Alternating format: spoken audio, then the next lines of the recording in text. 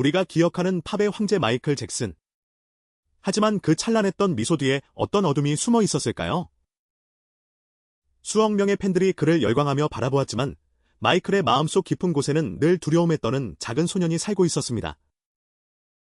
마이클은 불과 5살 무렵부터 형제들과 함께 혹독한 무대 생활을 시작해야만 했습니다.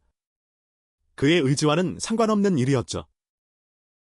그는 평생 동안 10억 장 이상의 앨범을 팔아치웠지만 정작 어린 시절의 따뜻한 추억은 단 하나도 가질 수 없었습니다. 그의 곁에는 따뜻한 사랑을 주는 부모 대신 오직 성공만을 위해 아이들을 기계처럼 다루는 아버지가 버티고 있었습니다.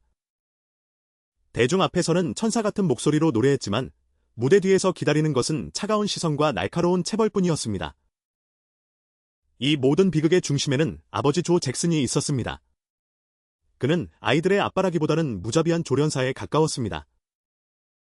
그렇다면 조 잭슨은 도대체 왜 그렇게까지 자신의 아이들을 잔인하게 몰아붙여야만 했을까요? 조 잭슨은 본래 가난한 철강 노동자였습니다.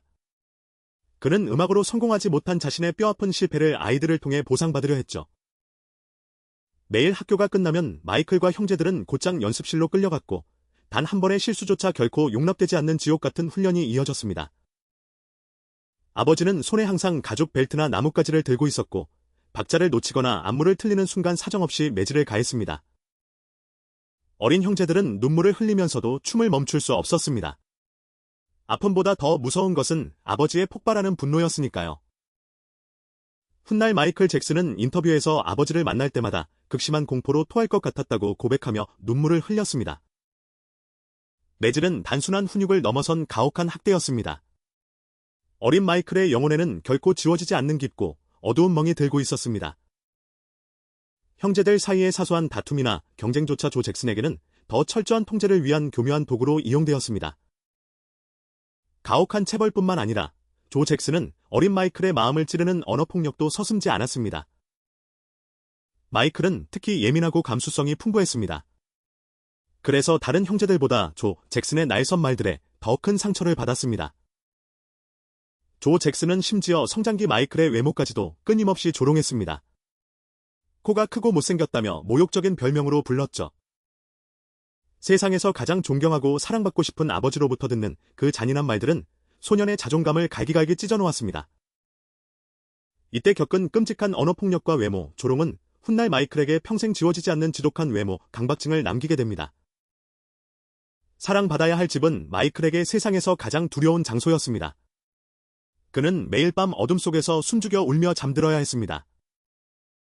아버지는 결코 다정한 눈빛을 보내지 않았고 마이클은 늘 눈치를 보며 그 무거운 공기 속에서 숨을 죽였습니다. 가혹한 환경 속에서 마이클은 아이로서 누려야 할 가장 기본적인 행복조차 모두 빼앗겨버리고 말았습니다. 또래의 평범한 아이들이 놀이터에서 신나게 뛰어놀며 친구를 사귈 때 마이클은 차가운 녹음실에 갇혀 지내야 했습니다. 사람들은 모든 것을 가진 그를 부러워했지만 사실 그는 그저 평범하게 학교에 다니고 동네 친구들과 노는 것이 유일한 소원이었습니다. 스튜디오 창밖으로 신나게 뛰어노는 아이들을 볼 때마다 그는 자신이 철창 없는 감옥에 갇힌 가여운 새라는 걸 깨달았습니다. 장난감 대신 무거운 마이크가 쥐어졌던 그의 삶, 그것은 너무 일찍 어른의 무자비한 세계로 내던져진 소년의 소리 없는 비명이었습니다. 텔레비전 속 애니메이션을 보며 웃고 싶어도 연습 시간이 늦어지면 어김없이 등 뒤로 날카로운 매질이 날아들었습니다. 그의 하루는 새벽부터 늦은 밤까지 오직 연습, 또 연습으로 채워져 있었고 그 안에 휴식이나 자유라는 단어는 존재하지 않았습니다. 하지만 그 지독한 절망의 구렁텅이 속에서도 어린 마이클을 지탱해준 단 하나의 동아줄이 있었습니다. 바로 노래와 춤. 아이러니컬하게도 아버지가 억지로 강요한 음악만이 그의 유일한 탈출구가 되어 주었습니다. 무대 위에서 노래를 부르고 춤을 추는 순간만큼은 마이클은 아버지의 억압에서 완전히 벗어나 자유로운 영혼이 될 수 있었습니다. 그는 현실의 고통을 잊기 위해 음악의 세계로 깊이 몰입했고 그곳에서 완벽함을 향한 집착을 키우며 무대 위에 폭발적인 에너지를 만들어냈습니다. 천재적인 리듬감과 마음을 울리는 맑고 호소력 짙은 목소리는 역설적이게도 그가 겪었던 깊은 상처와 극심한 고통 속에서 피어난 기적이었습니다. 노래에 자신의 모든 감정을 싣고 몸짓으로 쏟아내며 억눌렸던 슬픔과 분노, 그리고 부모의 사랑에 대한 지독한 갈망을 표현했습니다. 숨을 쉴 때면 고통을 잠시 잊을 수 있었지만 무대에서 내려오면 다시 차갑고 끔찍한 현실이 그를 기다리고 있었죠.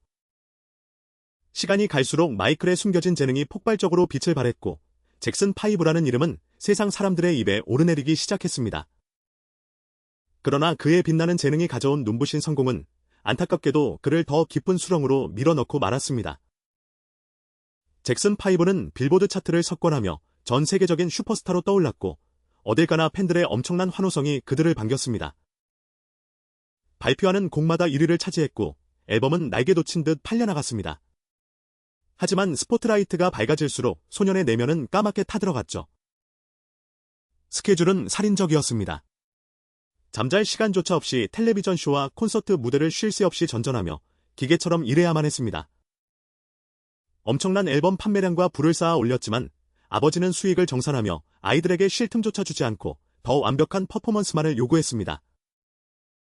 성장기에 제대로 된 휴식 없이 극심한 피로와 스트레스에 시달린 마이클은 심각한 불면증과 끝없는 외로움에 빠져들게 되었습니다. 세상에서 가장 유명한 아이가 되었지만 그는 세상에서 가장 외롭고 불행한 소년이기도 했습니다. 마침내 마이클은 성인이 되어 독립을 선언하고 마침내 조 잭슨의 지배에서 벗어났습니다. 그것은 생존을 위한 필사적인 도약이었죠. 어린 시절 놀지 못한 것에 대한 한을 풀기라도 하듯 그는 어마어마한 돈을 들여 네버랜드라는 거대한 자신만의 놀이공원을 직접 지었습니다. 수많은 장난감을 사모으고 어린이들과 어울려 놀며 잃어버린 유년기를 되찾으려 했던 마이클의 서글픈 몸부림은 많은 이들의 가슴을 아프게 했습니다. 동시에 아버지의 언어폭력이 남긴 지독한 트라우마 때문에 아버지를 닮아가는 자신의 얼굴을 부정하며 뼈를 깎는 성형수술을 수차례 강행했습니다. 그가 세상의 모든 아이들을 돕기 위해 전 세계 자선 활동에 헌신했던 이유 역시 끔찍하게 상처받았던 자신의 어린 시절을 스스로 위로하고 싶었기 때문일 것입니다. 사람들은 그를 영원히 어른이 되지 않으려는 피터팬이라고 불렀습니다. 어른이 된다는 것은 곧 아버지와 같은 존재가 되는 것이었기 때문이죠.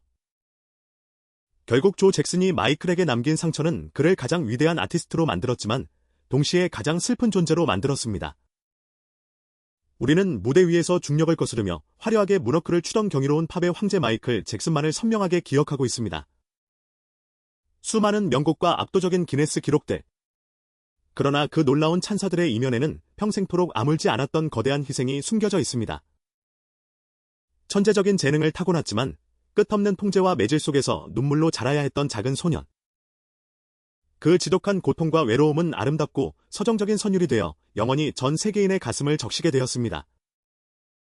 고통받던 어린 시절을 지나 전설의 아이콘이 되기까지 그의 삶은 참혹한 비극 속에서 피어난 가장 슬프고 아름다운 예술이었습니다. 잃어버린 유년기는 아프게 끝이 났지만 그가 남긴 경이로운 음악적 유산은 우리들 마음속 영원한 피터팬으로 가슴 깊이 빛날 것입니다.